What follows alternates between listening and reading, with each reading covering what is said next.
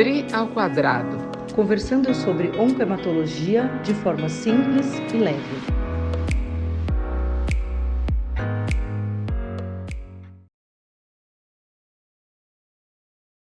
Boa noite, Dri. Então, eu sou a Adriana Pena.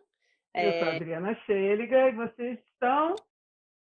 De novo aqui no Dri ao quadrado. A gente vai falar um pouquinho sobre linfoma e câncer de mama em pacientes com prótese de mama. Isso é muito importante porque a gente sabe que saiu um alerta recente, né, do FDA sobre a questão de prótese de mama e não só linfoma, como outras neoplasias de mama, neoplasias outras, né? Oi, Érica, boa noite. Boa noite. Érica, nós estamos falando que nós estamos aqui, fizemos uma introdução rápida, mas a gente queria que você se apresentasse para as pessoas que estão aqui, para a gente depois seguir com o nosso bate-papo. Então, fala aí. Maravilha. Primeiro, obrigada pelo convite. Muito legal falar desse tema, um tema super importante, que gera muita confusão, né, no consultório. Bom, meu nome é Érica, sou mastologista. Primeiro formada como ginecologista e obstetra pela UERJ e depois mastologia na Lagoa. E mastologia foi uma paixão, assim, foi paixão à primeira vista no final da faculdade. E aí, enfim, hoje trabalhei até pouco tempo no SUS, mas atualmente só em clínica privada mesmo. Então, a gente vai começar falando um pouquinho sobre esse assunto de quais são os riscos. Eu queria que você começasse, Érica, contando um pouco sobre uma coisa que eu acho que é importantíssima para a gente falar, que é a diferença entre as próteses, porque eu acho que isso também é uma coisa que todo mundo tem dúvida, qualquer prótese, não é? Então, já que tem essa dúvida, vamos primeiro falar, né? Porque existem vários tipos de prótese, vários formatos, locais de colocação. Então, eu queria que você falasse um pouquinho primeiro sobre próteses, né? E quais são os tipos, enfim. Tá. Bom, basicamente, assim, quando a gente está falando desse assunto especificamente de linfoma, né? A gente se preocupa mais com a questão da superfície, né? A gente tem dois tipos básicos de superfície de próteses, que é a lisa e a texturizada. E o que a gente tem visto, né, desde que foi o primeiro caso relatado do linfoma anaplásico de grandes células, que na verdade, é o que a gente hoje em dia tem mais dado, né? Associado à prótese, né? Associado à prótese, exatamente. Então, foi em 97, se não me engano, que foi o primeiro caso. Exatamente. Exato.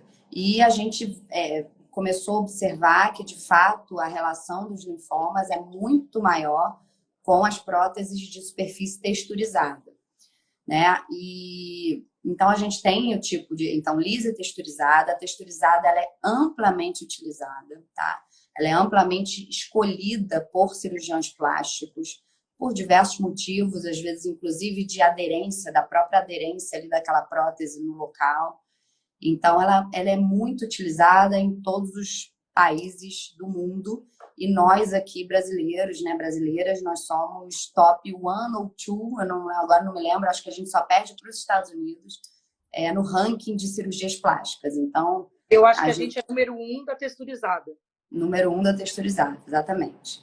Então, bom, superfície é isso, a gente tem vários tipos de formato, e aí vai depender se a paciente quer ou não quer um colo mais marcado ou mais anatômico. E aí são questões estéticas, mas eu acho que o principal aqui para a gente é a questão de ter prótese texturizada e lisa e a gente saber que, de fato, a superfície texturizada é atualmente o que vem preocupando mais.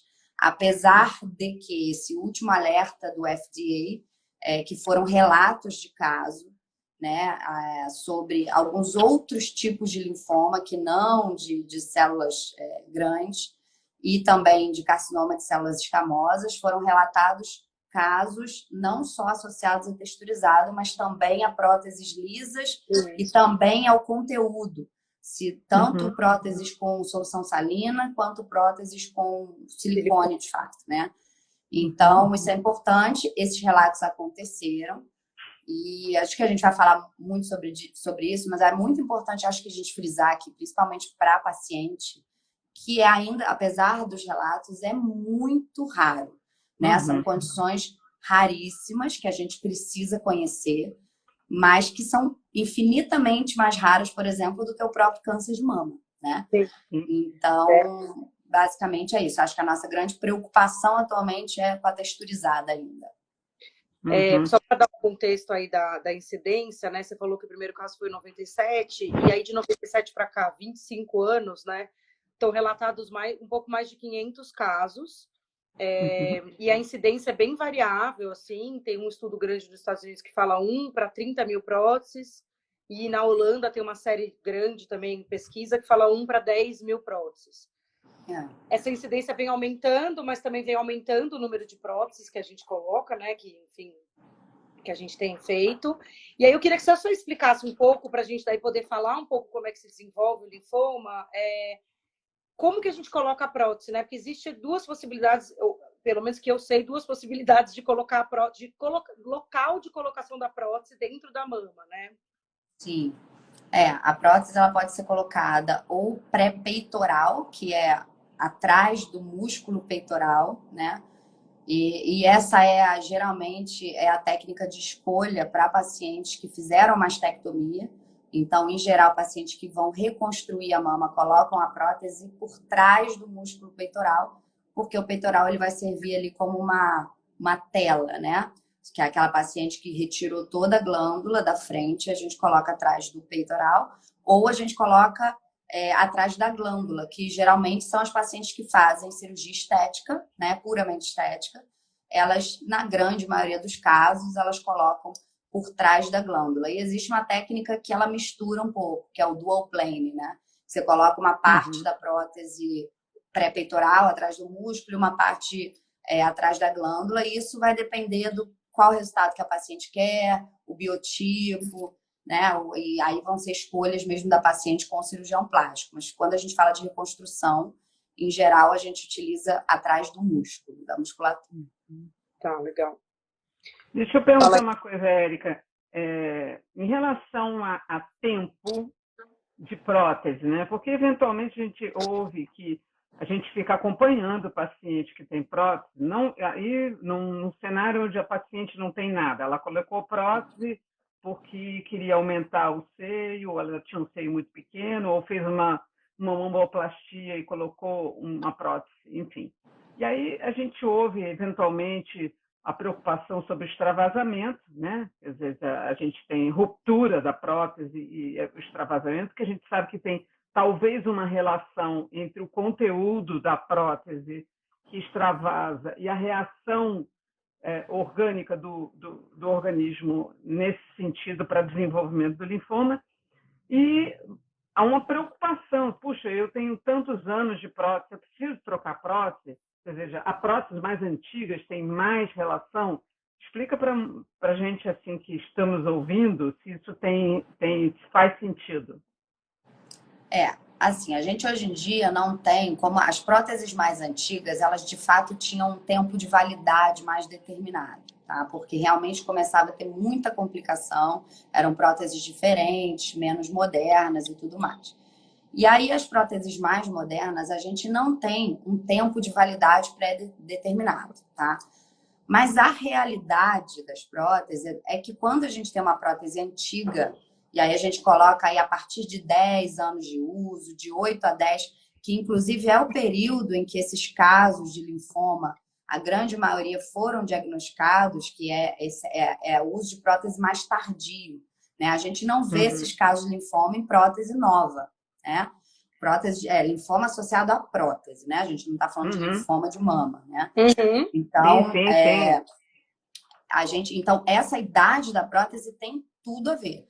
Tem tudo a ver não só com a possibilidade dessas doenças malignas, mas elas é como se houvesse um prazo de validade, mas que não é determinado. Mas na prática, paciente com prótese antiga começa a ter algum sintoma que vai levar à troca ou à retirada, que é o explante, que hoje em dia está bombando, né? Que é a retirada de próteses e a reconstrução da mama com o que sobrou ali de tecido mamário, né?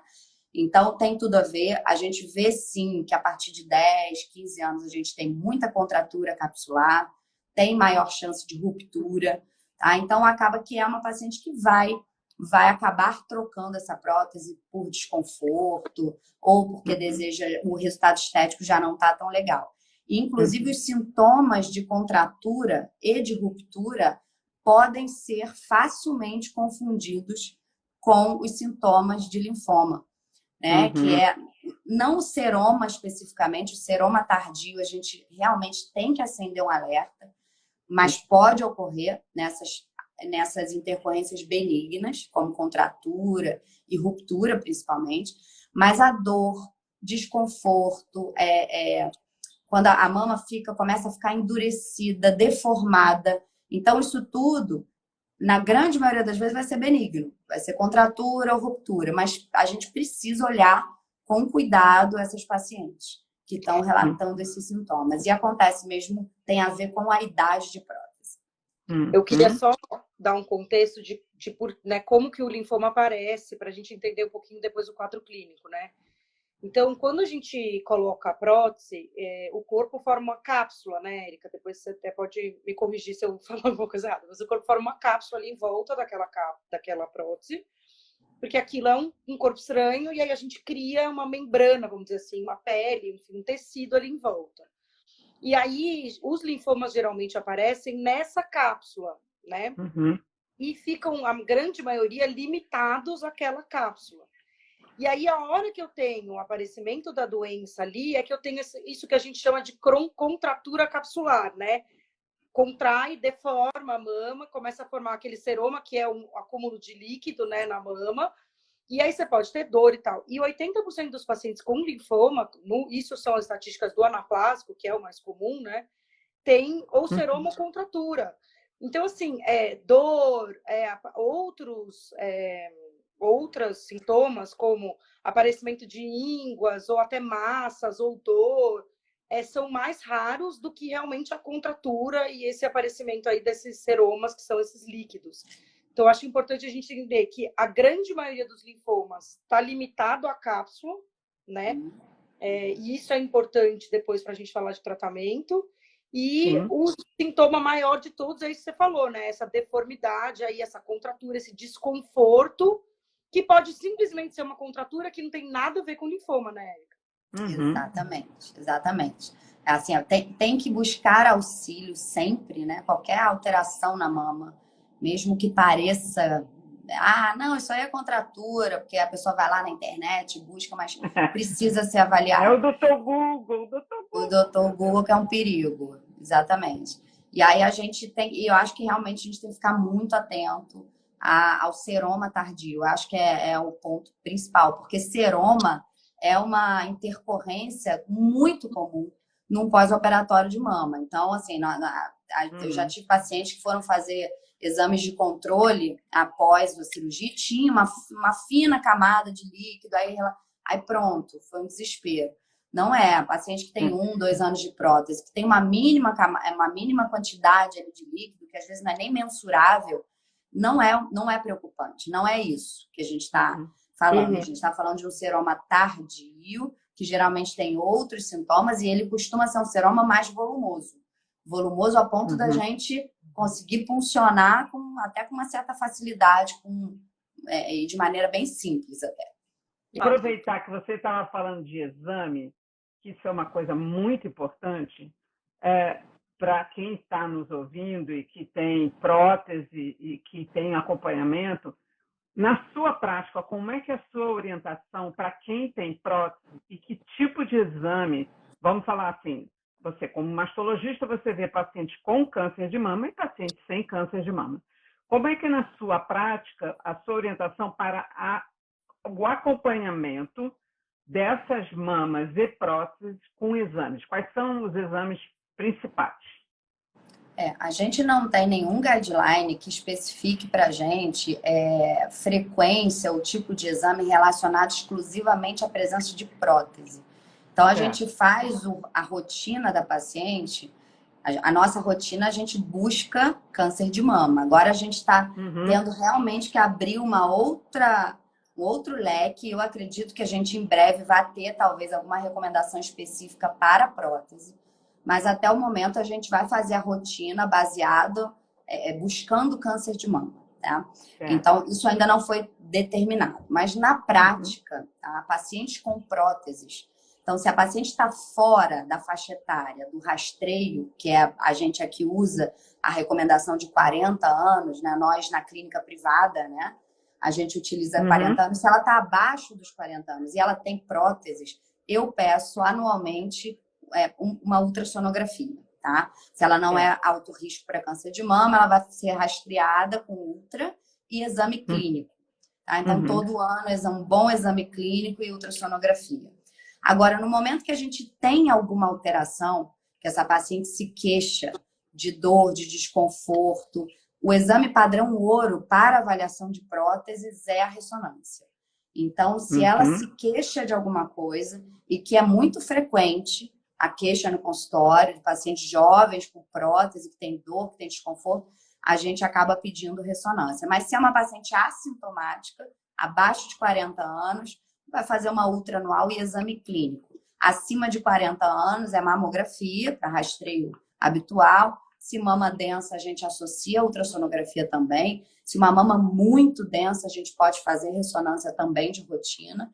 E para prótese, a gente vai acabar... A gente vê bem prótese com ultra também. Uma ultra bem feita, a gente consegue ver muito bem a prótese.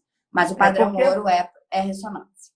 Uma das preocupações que a gente ouve às vezes é que o paciente tem medo de fazer mamografia porque tem prótese, né? Então, eu só queria que você completasse isso em relação à mamografia. Você falou bem entre idades, risco, quem tem prótese, quem teve câncer de mama, por exemplo, a ressonância, que é importante, o ultrassom. E a mamografia, como é que ela fica aí no seu arsenal de acompanhamento em quem tem prótese? A mamografia deve ser mantida normalmente em quem tem prótese. Não há nenhum risco de ruptura ou de complicação da prótese. Então, ela precisa ser feita a partir de 40 anos ou antes, se for uma paciente de alto risco. E a gente tem manobras específicas para empurrar a prótese para trás e a glândula mamária para frente. E a mamografia ela é feita sem problema algum. Então, isso é um mito que eu recebo, acho que talvez pelo menos 1, 2 vezes por semana. Eu tenho uma paciente que, eu tenho prótese há muitos anos, então eu só faço ressonância. A ressonância ela não substitui a mamografia. Não substitui, porque é o único... É muito importante. A gente vê na nossa prática, vocês veem também. A gente faz diagnóstico precoce de câncer com calcificações, com microcalcificações, que não são vistas em nenhum outro método. Então, assim, porque ressonância é mais moderno, é mais caro, né? Então é melhor. Não é melhor. Ela é um exame, sim, que é muito importante para cenários específicos, mas nada substitui a nossa antiga e boa mamografia. E deixa eu fazer uma coisa que só fechando, Dri, só porque é uma coisa que eu bato muito sobre isso, até porque um exame é complementar ao outro, né? A gente vê isso. A mamografia, né, é o exame padrão. É claro que, como você já falou, que é muito importante, mulheres muito jovens têm mama muito densa, você não consegue fazer todo o exame ideal com mamografia, você faz ultrassom e, em alguns casos, a ressonância, até porque você, dependendo do tamanho da mama e do tamanho da prótese, às vezes você tem que ver por trás da prótese, né? E aí a ressonância acaba tendo esse papel importante. Então, elas são exames importantes, mas são complementares. Uma não substitui a outra. Isso que eu acho que é o recado mais importante. Fala, Adriana. Então, aí eu queria fazer 2 pontos aqui. Só para a gente, para todo mundo entender o que é o seroma tardio. Então, o que eu sei de seroma tardio é acima de 1 ano de prótese, né? A gente vai considerar esse seroma como tardio. Não sei se eu estou errada nesse conceito.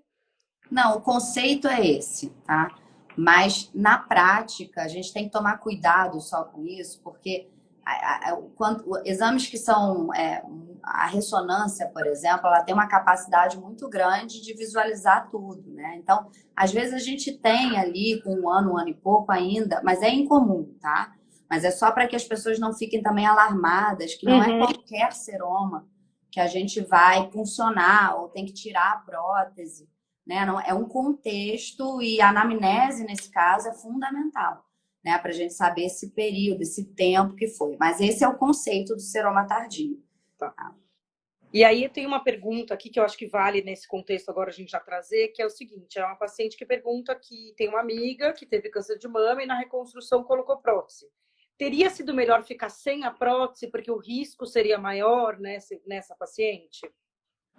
Olha, de maneira nenhuma, porque assim, uma coisa é a gente falar sobre uma complicação raríssima que poderia ser evitada num contexto puramente estético, né? Então, uma paciente que poderia, de repente, fazer uma mastopexia, uma mamoplastia sem prótese, e ela opta por colocar a prótese. Eu acho que esse é o principal contexto que a gente tem que, olha, avalia, porque existem riscos, pode acontecer, é raríssimo, mas pode acontecer. Sempre dividir, né, Érica, com o paciente quais são os riscos de tudo. Exato. E isso é o principal, porque a gente sabe que tem muitos profissionais, cirurgiões plásticos, que não colocam isso para paciente, porque no momento que você coloca, ela vai repensar. Então, você vai colocar números, vai colocar dados, vai colocar, olha, é muito mais fácil você ter um câncer de mama, de fato, do que você ter um linfoma associado à prótese, pelo menos até o momento que a gente sabe. Mas repensa, você pode fazer uma mastopexia sem prótese, é uma opção para você, para o seu tipo de mama e tal. Agora, quando a gente está falando no contexto de reconstrução, aí é um outro cenário. A gente sabe o quanto as próteses são importantes nesse contexto para a autoestima, para a qualidade de vida. Então, é muito difícil a gente conseguir fazer uma reconstrução numa mastectomia utilizando, por exemplo, só um retalho miocutâneo, utilizando só pele e músculo. A gente utiliza pele, músculo e prótese. Porque se a gente quer dar aquele volume, aquele formato mais natural possível, ou mais semelhante possível, tem um resultado mama, melhor, né? Não tem como a gente não pensar em prótese. Então, nesse contexto de paciente com reconstrução, a prótese é uma excelente aliada. Assim, a gente tem que até porque uma paciente que faz uma mastectomia com reconstrução, ela tem um risco ainda maior de ter um segundo câncer de mama ou uma complicação daquele primário. Então, estatisticamente, a gente não vai questionar a segurança da prótese de silicone no contexto da reconstrução, até o momento. Agora, eu já tenho visto muitos colegas utilizando a prótese de textura lisa, de superfície lisa, nessas pacientes, e que às vezes eles não gostam muito, tá? Do ponto de vista de prático, de utilização, tem muitos cirurgiões plásticos que reclamam e tal, mas estão fazendo, a gente está se adaptando. Exato. Ela samba. A lisa, ela é lisa mesmo. Então, às vezes, ela samba ali naquele espaço que a gente criou, né? Mas... e aí, só para a gente colocar no contexto, assim, que a texturizada, por que a gente acha, né? Na verdade, a gente tem que entender também que a gente tem um número limitado de casos e que limita também tudo que a gente entende a respeito disso, né? Então, a texturizada que acontece, teoricamente, ela seria uma causadora maior de uma reação inflamatória ali do que a lisa. Teria capacidade de gerar uma reação inflamatória naquele local do que a lisa. E aí é por isso que a gente tem mais linfoma do que outros cânceres. A gente tem visto outros cânceres, mas que a gente não tem muita... se é uma relação direta com a prótese ou não ainda. E os linfomas a gente já sabe que são. Porque é uma reação inflamatória. Tudo que é reação inflamatória vai, célula de defesa para lá, linfócito é célula de defesa. Isso pode desencadear uma reação que pode levar ao aparecimento do linfoma. Então, a prótese texturizada, teoricamente, né, tem mais, na prática tem mais, e na teoria também teria mais motivo mesmo para ter. Com e aí, certeza. talvez já fosse. E aí, você falou dos explantes, né, e tem uma pergunta de uma pessoa que até já mandou várias perguntas aqui, eu quero falar para tranquilizá-la, que é uma paciente que tem LLA, está em tratamento para LLA, já está na manutenção da LLA, e que diz que está com muito medo porque tem prótese há 14 anos. Ela até mandou aqui o tipo da prótese, deixa eu ver se eu acho aqui. Prótese texturizada. Texturizada, e que ela está muito receosa se ela deve optar por tirar a prótese, se é um risco, se não é, e tem 14 anos já essa prótese. Esse último alerta do FDA, né? Enfim, todas as sociedades de cirurgia plástica, não há nenhuma recomendação de explante em pacientes assintomáticas. Então, pacientes que não têm sintomas nenhum, com prótese nova ou prótese velha, é para continuar o rastreio, é para continuar sendo avaliada e não é para fazer nada diferente, tá? Porque, mais uma vez, a gente precisa tranquilizar essas pacientes até o momento com dados. É muito raro. A gente tem uma quantidade de pacientes com próteses no mundo absurda. Então, claro que como é uma coisa muito utilizada, a gente vai começar a ver mais problemas relacionados a ela. Claro. Mas não é para fazer nada de diferente. Assim, se ela, para tranquilizar, talvez, faz uma rotina com mastologista, mantém o rastreio, faça uma ressonância anual, exame clínico é importantíssimo e qualquer sinal de diferença, ela ficar atenta. Sim, Por isso que eu queria aproveitar, Adri, tem uma pergunta da Raide Cordeiro aqui, que diz o seguinte: tive câncer de mama, fiz a reconstrução com prótese.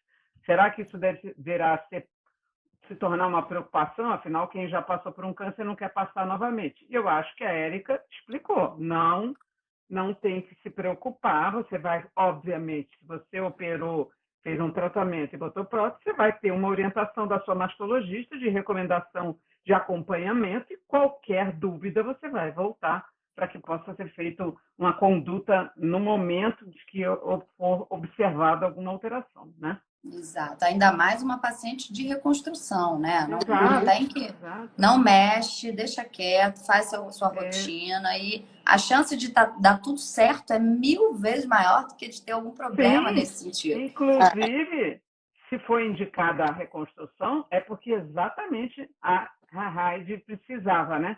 Então, Raide, fica tranquila que está tudo certo. Não, e eu acho que uma coisa importante da gente contextualizar aqui também, que assim, mesmo no cenário das pacientes, e isso não é uma coisa exclusiva das mulheres, se tiver algum homem, enfim, né, ou trans, ou enfim, que colocou prótese, isso também não, né, pode existir também nos homens, né? Sim. Então, eu acho que é importante a gente contextualizar que mesmo no cenário de um paciente ou uma paciente com linfoma associado à prótese, o tratamento é muito favorável. Sim. E geralmente a retirada do implante com a cápsula resolve o problema, né, Érica? A gente não precisa ficar pensando que raríssimos são os casos em que a gente precisa fazer algum tratamento além dessa retirada junto da cápsula, né? Exato. E assim, o lado bom, diferente do câncer de mama, mas o linfoma ele dá sinal logo. E assim, a mama é uma área que a gente tem muita sensibilidade, é uma área que a gente constantemente está olhando, está tocando. Então, é muito difícil que uma paciente vá passar anos ali, ou meses, com aquilo ali acontecendo. O câncer de mama já é bem mais silencioso. Mas esses linfomas, felizmente, eles são raros e eles geralmente dão sinal, né? Então... E são sinais desconfortáveis, né? A contratura, eu tive uma paciente que veio me procurar, enfim, por conta de uma contratura, e aí ela foi buscar o que poderia ser aquilo, e aí acabou aparecendo no consultório e com dúvida se a contratura poderia ser linfoma. Eu falei, olha, a primeira coisa que você tem que fazer é procurar o mastro, mas é isso, assim, é muito desconfortável, né? Ela veio logo, assim, ela falou, olha, faz pouco tempo que aconteceu isso, porque realmente é muito desconfortável, né? E é muito comum. Na prática clínica, a contratura, ela é muito comum. Quais são as outras causas para contratura, Érica, que não linfoma? É idade de prótese. Tá. É idade de prótese. Então, assim, o principal fator é a idade. É muito difícil ver contratura com menos de 5 anos de prótese. Em geral, são essas próteses super antigas, de 10, 15. E a contratura, ela não é nenhuma urgência, nenhuma emergência. A paciente até pode ficar com contratura anos, se aquilo não for incômodo. Então, a questão é que geralmente começa a ser progressivamente mais desconfortável. Então, ela acaba indo para uma outra cirurgia. Mas é uma questão também super benigna. Assim, as pessoas têm, meu Deus, contratura, até mesmo a ruptura. Exceto a extracapsular, quando a gente tem o extravasamento daquele líquido fora da cápsula, que é a complicação mais rara dessas, né, benignas.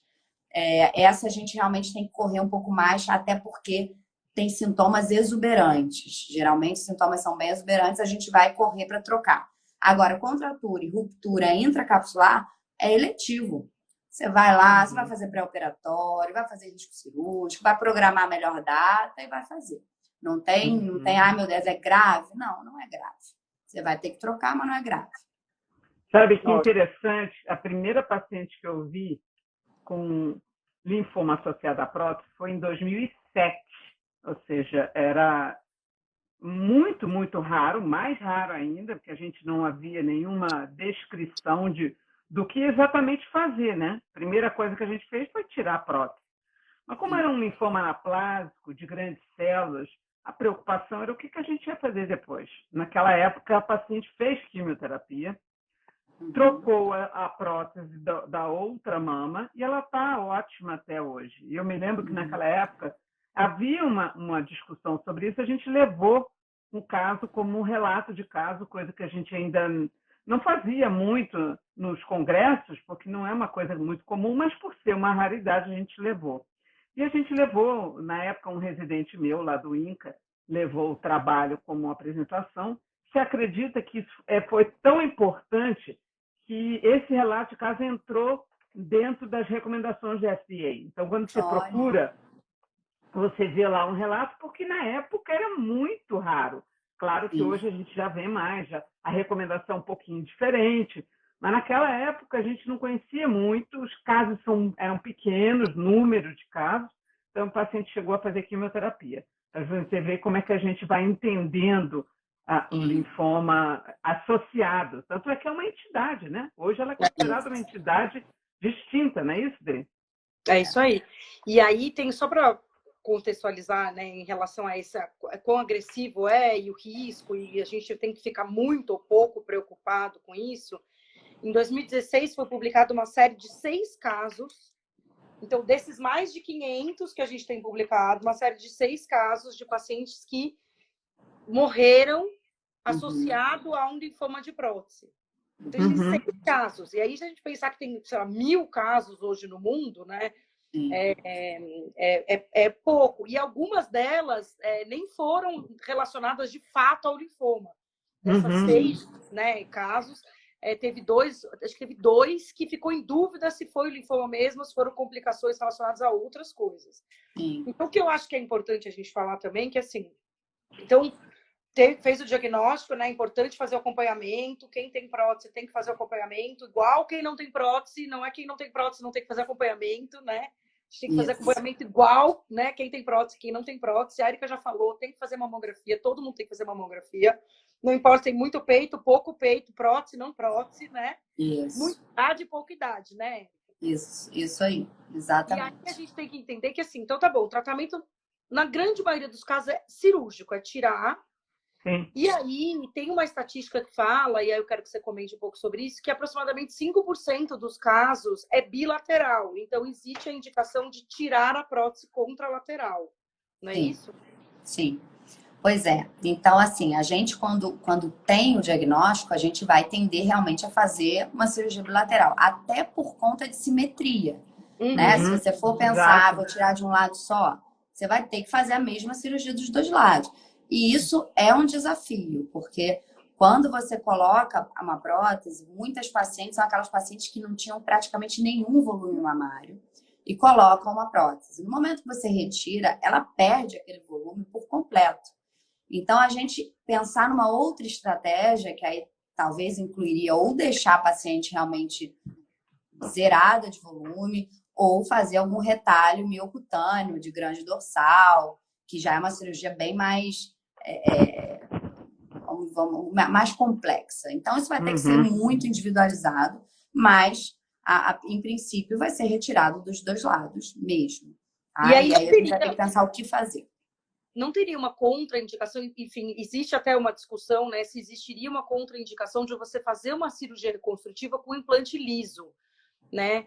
Eu até vi uma estatística aí que tem um relato de quem fez cirurgia reconstrutiva e colocou novo implante, tem uma recidiva, né? Nesses casos de reimplante. Mas Hoje a gente está vendo que a recomendação da FDA é que os lisos também podem ter risco, né? Então, talvez a gente mude essa recomendação aí para não colocar mais implante em quem já teve, né? Em quem já teve, exatamente. Eu acho que é bem o racional, né? Assim, Claro. a gente, uma pessoa que já teve um linfoma, a gente entende que aquela pessoa ela tem aquilo foi um gatilho para ela, né?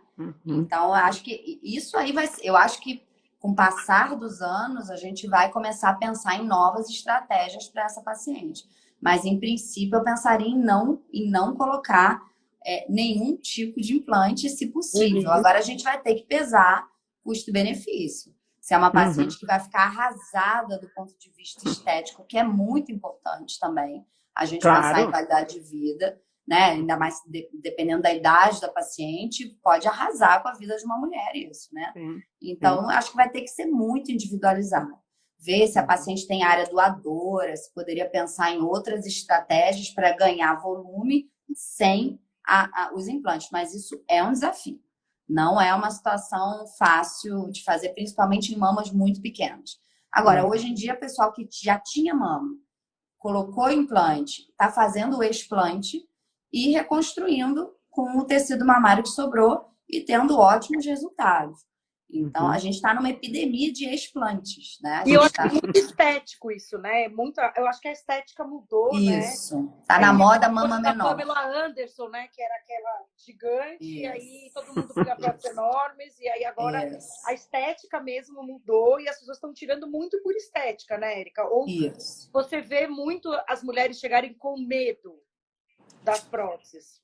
Tem de tudo, acho que tem um mix de tudo, mas eu acho que a estética ela motiva muito mais do que o medo. Tá? Então, assim, eu acho que, claro, tem a paciente que é cancerofóbica, tem aquela paciente que tem esse perfil, mas, em geral, quem vai buscar cirurgia plástica, enfim, essas melhorias estéticas, eu acho que ela está mais ligada na questão da moda, porque se a moda não tivesse mudado, eu acho que 90% desses implantes não estariam acontecendo. Então, acho que isso para a gente brasileira, então, que é super vaidosa, nós somos um povo muito vaidoso. Então, eu acho que essa questão da estética e da moda, hoje em dia, tem muito mais relação do que as outras questões. Mas a gente, além dos linfomas, a gente tem a síndrome ásia, tem aí que não é o nosso tema, mas a gente tem outras doenças autoimunes, raríssimas também, de difícil diagnóstico, mas que podem ter associação com os implantes. Então, a gente tem visto também na prática algumas pacientes com uma fadiga, artralgia, com alguns outros sintomas e que acabam fazendo o explante por isso.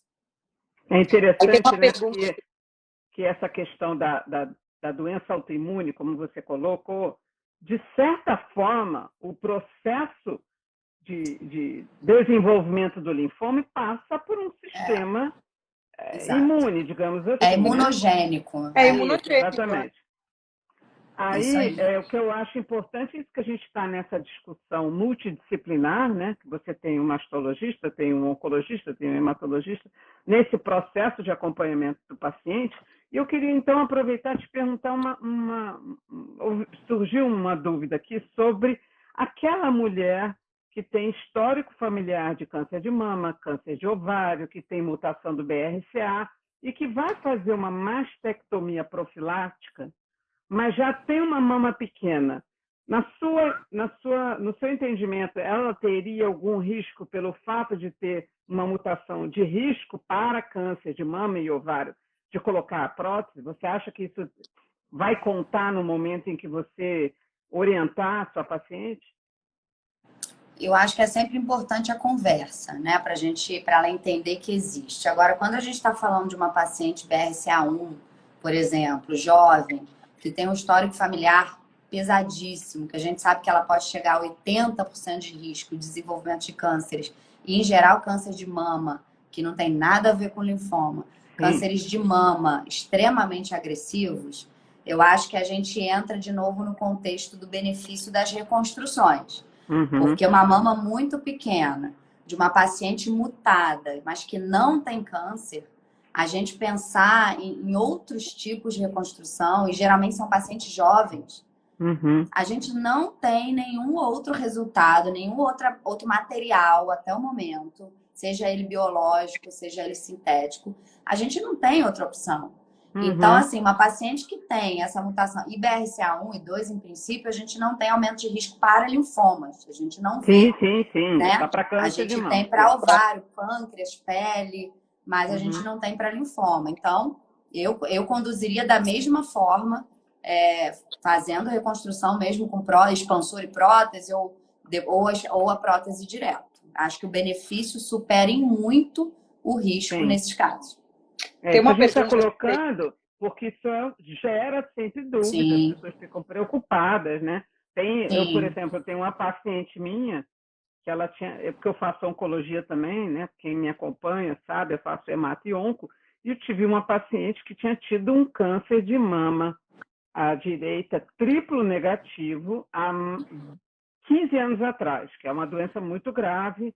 Ela fez uma mastectomia, não reconstruiu a mama, na época não queria, e 15 anos depois ela fez na mama contralateral um luminal A, quer dizer, ela já tinha receptor hormonal positivo, já era um pouquinho diferente.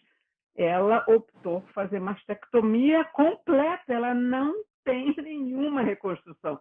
Então, a conversa que a gente tem com o paciente também é muito importante, né? Porque vai ter pacientes, essa é uma raridade, a gente sempre vê pacientes jovens com muita dificuldade, inclusive do ponto de vista não só estético, mas do relacionamento com o casal, passa a ter dificuldade, psicologicamente ela fica abalada, então a qualidade de vida passa não só pelo controle da doença da mama ou do linfoma, ou o que seja, mas também da doença mental, né? Para que possamos viver com qualidade, né? A gente não pode demonizar, pelo contrário, assim, as próteses, elas têm um papel importantíssimo, principalmente no cenário oncológico. Então, a gente agora, meu Deus, é o demônio, as próteses. Não, as próteses têm um papel muito importante. Agora, a gente tem que ficar de olho, no que, porventura, pode acontecer. E isso é importante porque nós passamos por um processo muito complicado no mundo, não foi no Brasil, que foi a pandemia. E não sei você, mas quantos pacientes chegaram a ter tumores avançados na mama porque ficaram com medo, né? Então, isso é muito complicado. Por isso que mostrando que o acompanhamento, o segmento, eventualmente 2 vezes por ano ir na mastologista, mesmo que não vá fazer exames 2 vezes por ano, mas tendo a orientação, faz toda a diferença no diagnóstico precoce para qualquer doença, especialmente quando a gente está falando de mama, né? Exatamente. Tem até uma pergunta aqui, Érica, tem uma aqui que eu vou falar antes, mas, enfim, tem contraindicação, existe contraindicação, pelo que eu entendi, para já fazer a reconstrução na primeira cirurgia, da hora que tirou a prótese doente? Eu não sei se então, era aquilo que a gente estava falando, né? Se você teve um linfoma associado à prótese, confirmadamente... Mas daí eu acho que é reconstrução sem prótese, é o que eu entendo. Não, você pode sim, pode fazer... Eu não vejo nenhuma contraindicação, tá? Eu acho que vai tirar aquilo ali e vocês vão tratar. Aí a gente vai jogar para vocês. O que vocês vão fazer baseado no estadiamento. Vou tirar aquilo tudo. E aí depois, eu acredito que sim. Agora, a gente fala isso tudo, mas a gente não vê isso no dia a dia. Não. Eu já vi linfomas de mama não associados à prótese, principalmente com massas axilares, né? Isso a gente recebe, não é frequente, mas a gente até recebe. Melanoma metastático, por exemplo, outras questões. Agora, linfomas associados a próteses, eu nunca vi. Desde a residência até agora, ainda não vi. Com certeza eu vou deparar com algum, mas é muito raro. Para ver como é raro, né? Como é raro. Deixa eu só... Até, eventualmente, linfoma difuso grandes células, linfoma de baixo grau, tipo folicular, linfoma de pequenas células. Já tive linfoma de tudo da mama, não relacionado à prótese. São até mais frequentes, né? Inclusive Exatamente. casos associados, né? Câncer de mama e linfoma associado. Já tive também paciente com câncer de mama e aí o Sim, linfonodo é linfoma, né? O linfonodo que a gente acha que é um linfonodo sentinela ali, na verdade é um linfoma. exatamente. Já, Acontece. já tive um caso desse também. Tem uma outra Para pergunta que você eu vou ver que... ler. Tá bom, vai lá. Eu vou ler, Érica, porque eu não sei se, enfim, se eu entendi direito. Doutoras, uma dúvida. Tem uma amiga que operou câncer de mama maligno e colocou expansor e foi enchendo. Qual o risco? Pode voltar o câncer nessa mama? Fez químio, rádio? Olha, em relação o que tem que ficar muito claro aqui nessa live câncer de mama é uma coisa, linfoma associado à prótese é outra completamente diferente. E o Então, expansor não tem com isso, né? nada, nem expansor nem prótese. Expansores e próteses não aumentam o risco de ter câncer de mama pela primeira vez ou uma recidiva pela segunda vez. Então, pacientes que fizeram reconstrução com prótese e expansor, relaxa em relação a essa prótese ou a esse expansor aumentarem o seu risco de ter câncer de mama de novo. E também não tem que ficar preocupado com o linfoma. Você tem que acompanhar, você tem que ser avaliado, não pode perder o segmento, não pode ficar anos sem ir a oncologista, a mastologista, mas fique tranquila em relação a isso. Não tem nenhuma associação de expansor e prótese com câncer de mama. Agora, todo câncer, qualquer um, pode voltar. Não tem jeito. Ninguém no mundo vai conseguir afirmar para você, olha, seu câncer nunca vai voltar. Impossível. Nenhum tipo de doença maligna, nada na oncologia. A gente faz de tudo para que isso não aconteça, mas ninguém pode te afirmar. Agora, a recidiva do câncer de mama em nada tem a ver com prótese ou expansor. E eu acho que é legal também a gente dizer que, se você falou, né, acompanha, não perde segmento e tal, mas eu acho que o mais importante, assim, observe, né, o que a gente sempre fala, né, observe o seu corpo. Aí você falou, a mama tá lá, a gente tá o tempo inteiro, né, tocando, sentindo, percebendo, olhando Toma no espelho. banho todo dia, né? Toma banho Exato, todo você dia. posta todo dia, você põe roupa, né? E a gente usa sutiã, aperta, faz ginástica e tal. E se apalpa, né? Faz o autoexame e tal. Então, você que tem prótese e que tá aí, desespero que pode ter um linfoma. Primeiro, a doença é rara. Segundo, ela dá sintoma, né? E ela dá sintoma antes dela virar um negócio que não tem mais jeito. Né? A grande maioria dos casos... É um tratamento muito simples, né? A retirada da prótese, isso que a gente falou, e da cápsula, resolve muito. Então, assim, eu acho que o mais importante é não fique com uma alteração que você não sabe o que é, sem procurar o seu médico. Exatamente. Exatamente. Exatamente. Acho que esse mais é o ponto principal. É isso. Mais importante é isso. Tem sintoma, tem alteração, palpou alguma coisa diferente, procura um médico. Exato, porque assim, essas notícias, quando elas vêm para a mídia, são muito sensacionalistas. Então, quando surge alerta FDA, aí vai o Globo, né? Aí todo mundo, associada a todos os tipos de próteses, de linfoma, isso gera um desespero. Então, calma, né? É muito raro, se cuida, se acompanha, até porque também vai diagnosticar e vai tratar e vai ficar bem. Né? Na grandíssima maioria das vezes. É raríssimo, né? Um caso que hoje, com tudo que a gente sabe, apesar de ser limitado ainda, é raríssimo um caso que precisa de um tratamento além da retirada. Sim. Então, é isso que a gente... Eu acho que o objetivo maior dessa live era trazer à tona esse assunto. Informação de qualidade e tranquilizar as pacientes e as pacientes que têm prótese, de que isso é uma condição rara e de que dá para todo mundo ficar mais tranquilo, né? Isso. Acho que só um outro adendo. Desculpa, Adriana, pode falar. Não, fala. Pode falar. Só uma outra coisa, eu vi que tem algumas colegas aqui, profissionais ginecologistas, né? Eu acho que uma outra questão, nem todo mundo está em grandes centros como a gente, né? No Rio, São Paulo. Então, se você é de um lugar, às vezes, que não tem mastologista, por exemplo, assim, ginecologista teve alteração de mama, geralmente vai vir pra gente. E a gente vai começar com o exame de imagem e vai pedir, a primeira coisa, vai pedir uma punção por agulha fina, que é muito fácil de ser feito, guiada por ultrassonografia. Se tiver uma massa associada na cápsula e você conseguir biopsiar, biopsia também aquilo ali. Então, não é difícil você fazer uma core biópsia, por exemplo, de uma massa, mesmo que esteja ali pertinho da cápsula. E aí, a partir dali, a gente tem guidelines para você saber solicitar o que você quer, como é que é o material, que tipo de marcadores na imunohistoquímica. Não adianta a gente falar isso agora aqui. Mas isso é super importante, né, da pessoa ir atrás e procurar entender, tirar dúvida, né, com quem tiver, se tiver dúvida, né? Exatamente, porque isso é essencial, sabe, Érica? Esse negócio da biópsia bem feita, e principalmente na hemato, a gente tem muita dificuldade de diagnóstico por desconhecimento do patologista sobre aquela doença, e que realmente é uma doença rara, então o patologista não tem obrigação, né? Sim, claro. Então, tem que saber, e aí você tem que, a gente tem que trazer todo o caso clínico para ele. Olha, uma paciente assim que tem prótese, você até interrogar, linfoma, a chance de ser tal coisa. Exato. A gente que vai dizer, não adianta mandar um negócio solto. E a gente tentar entrar em cirurgia sabendo o que é.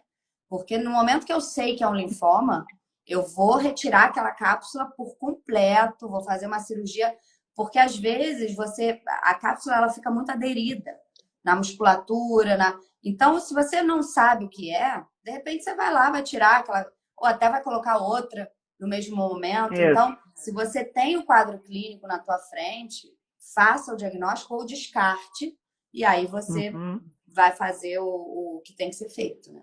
Excelente. Eu só queria deixar uma mensagem aqui também, que é importante. Você comentou sobre as pessoas que estão fora dos grandes centros. A gente sabe, nós moramos num país continental, do tamanho, o Brasil é enorme, e a gente sabe das dificuldades que alguns colegas e alguns médicos têm fora desse eixo. Então, se você tiver dificuldade, ou o colega tiver dificuldade, ou tenha dúvidas, orienta a procurar uma segunda opinião, que isso é importante.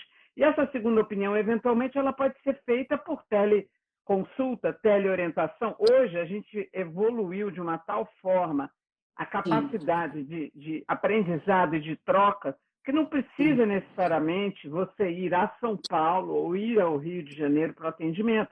Você pode... A gente conversa muito, né? Os colegas conversam muito, tiram dúvidas, e é legítimo que a gente tenha dúvidas e que peça uma segunda opinião. Então, se alguém que está ouvindo tem dúvida, melhor do que, na dúvida, fazer alguma coisa que possa prejudicar a médio ou longo prazo o paciente, tira uma segunda opinião, porque realmente, a partir do momento que você tem o diagnóstico de uma doença rara, tem pessoas que vão ter mais experiência, pessoas que vão ter menos experiência, porque é raro e a gente não vai ver no dia a dia, não é isso? Isso aí, isso aí. A gente está, hoje em dia, as redes sociais, né? A gente tá aí para isso, né? É isso aí. Sim, para se apoiar, né? Estamos chegando a 1 hora dessa live. Aí, olha que bacana. Muito obrigada, Érica, pela sua presença aqui. Foi, assim, maravilhoso, sério. Não tem palavras. Muito bacana. Muito bacana. E só para eu comentar, curiosamente, eu e Érica temos alguns pacientes em comum. Eu tenho uma doente que teve um linfoma no passado e agora tem um câncer de mama. E não tem nada a ver porque não tem prótese. Né? Exatamente. Então, para você ver a diversidade que tem e a importância de continuar fazendo segmento. A paciente é minha doente, surgiu uma alteração que não tinha. Por quê? Porque ela estava fazendo segmento clínico, não é? Exato. E aí é legal até só o último, essa paciente especificamente, a gente chegou a pensar num momento numa cirurgia mais agressiva, que é uma paciente que tinha uma doença que não era localizada num ponto só, ela tinha histórico familiar, e a história do linfoma prévio, se a gente pode fazer uma cirurgia conservadora, e que hoje em dia é o padrão ouro para tratamento de câncer de mama, independentemente do passado, né? No caso dela, mais ainda, porque a gente não sabe o fator de risco, a gente não entende nada ainda direito de linfoma associado à prótese, mas é uma paciente que já teve linfoma. Então, e além disso, acho que ela tinha alguma doença autoimune, eu não me lembro exatamente, mas ela tinha, eu falei, eu não quero colocar prótese em você. Não, a gente e vai dar um sobrinha jeito. dela que vai à consulta, dela que vai à consulta falou assim, nossa, eu queria ter esse peito aí que ela tem agora, depois da cirurgia. Exatamente. Pra gente Aí eu falei, ó, entender também que reconstruções de outra maneira são possíveis Isso, também. Né? exatamente. Então, se São a pessoa tem algum possíveis. receio da prótese, ela tem possibilidade de outras, né? não só São isso, como possíveis ela e são tem melhores. e ela tá tão satisfeita com o resultado. Quer Sim, dizer, foi a importância que teve. Ela teve uma doença no passado, agora tem outra. Você sim, imagina o que seria na vida. sim. Ela está muito satisfeita, muito bacana. Esse foi um caso É, interessante. muito bom. Foi mesmo. Érica, muito Isso. obrigada. Obrigada a Muito vocês. obrigada. Adorei a conversa. Um Boa beijo. noite para todas. Beijo. Tchau. Beijo.